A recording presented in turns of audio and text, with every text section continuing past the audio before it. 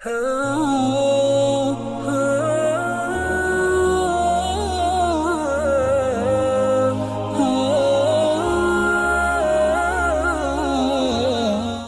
دوستو، دنیا جو ہے یہ ہر چیز سے جو ہے میں ایک عقلی دلیل پیش کرتا ہوں کہ دیکھو جسم کاہے سے بنا ہے؟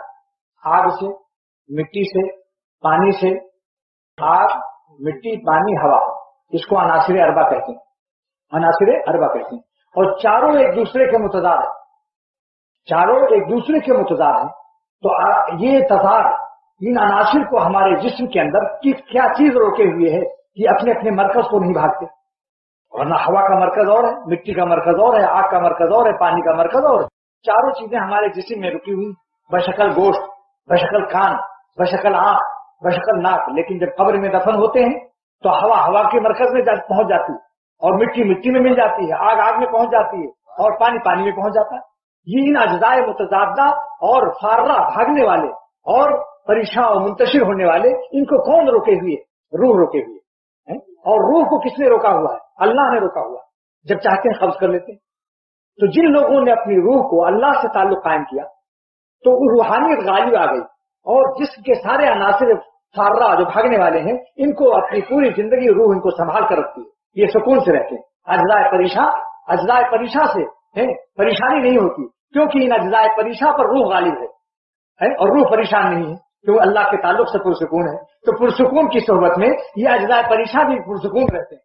اور جنہوں نے اللہ سے تعلق کو مزمحل کر لیا، کمزور کر لیا گناہوں سے، یا بہت تھوڑا ایمان ٹمٹماتا چراغ ہے، تو پھر وہ اجزاء پریشاں جو ہیں اس کو پریشان رکھتے ہیں۔ عناصر کے تقاضے، آگ کو چاہے گی، مٹی کو چاہے گی، جس مٹی کو حسین دیکھا وہاں اس پر لپک گئے، دیکھنے لگے۔ یہ مٹی کے تقاضے سے وہ پریشان خود بھی ہے، اس کی روح بھی پریشان ہے، کیونکہ عناصر اس پر غالب ہے۔ تو دیکھیے روح نے تو اجزاء پریشاں کو سنبھالا ہوا ہے۔ کون سی روح؟ اللہ والی روح۔ لیکن یہی روح اگر یہی انسان کسی انسان سے دل لگا لے، کسی کے حسن پر عاشق ہو جائے، تو کیا ہوگا؟ اجزاء پریشاں پر عاشق ہو گئے۔ کچھ اجزاء پریشاں ہیں، سمجھے بھائی؟ دیکھو ذرا غور سے سنو، یہ منطق ہے، یہ فلسفہ ہے، سائنس ہے، یہ ہماری عشق کی سائنس ہے۔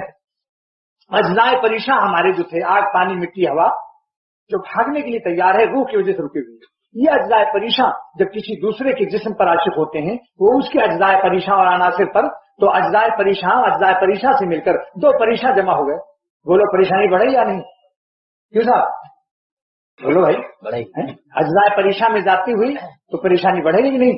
ہاں، اس لیے یہ ہے کہ جو اللہ سے تعلق قائم کرتا ہے، اس کے اجزاء پریشاں کو بھی سکون مل جاتا ہے، سمجھا؟ اور اس کے پاس بیٹھنے والے جتنے ہوتے ہیں ان کو بھی سکون مل جاتا ہے۔